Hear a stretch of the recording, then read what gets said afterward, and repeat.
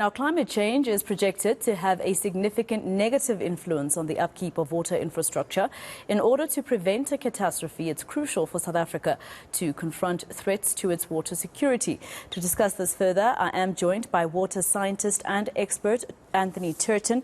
Prof, thank you so much for your time here on eNCA.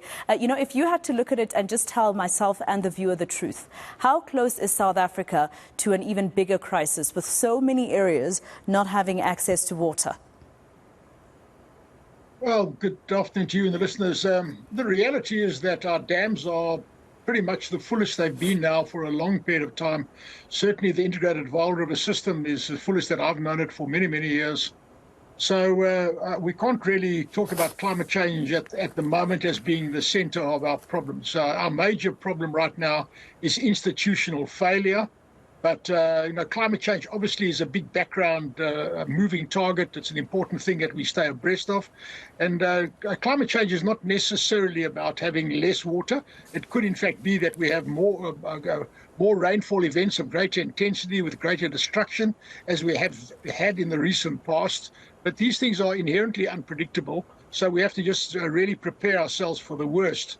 But ultimately, it all comes down to infrastructure, long-term planning, and putting in place mitigating features that will insulate us from these shocks in the future.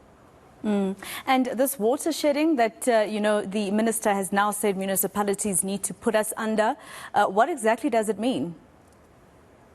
Well, water shedding is really an indication that the system has failed. Once the system fails, then it cannot meet the design standards. It cannot supply all of the consumers on a regular basis. So therefore, effectively, you have to rob Peter to pay Paul. So you're taking water away from one area to deliberately give to another area. So water shifting is not a solution at all. If anything, it's an indicator that the system has failed. All right, so the minister, Senzo Mchunu, saying the municipalities are the weakest link when it comes to the water issues that we face today. He's telling us something that you and I know, we all know that. They've been telling us this for years now. What is it that they are not doing to actually fix the problem, even from the municipal side of things? Yes, in mitigation of the fact that the municipalities are failing, we must remember that when we became a democracy in 1994, there was a major change made to the institutions of government.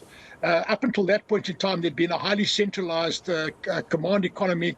So all decisions were made at the center and they were implemented out at the periphery. And with this flush of democracy, the intention was that we will transfer those responsibilities out to the municipalities in an attempt to deepen democracy in South Africa. So in mitigation, none of the municipalities have ever really had the responsibility of doing long-term planning of this nature. So therefore, it's not in their institutional DNA. But having said that, the simple fact of the matter now is that we're 2.5 decades into our democracy, approaching 3 decades into our democracy, and those institutions have not adapted in any way at all. And they've run out all of the available infrastructure. They've come to the end of the remaining useful life of most infrastructure. Johannesburg, for example, has only got about 5 years or so left in its design life for a lot of its infrastructure.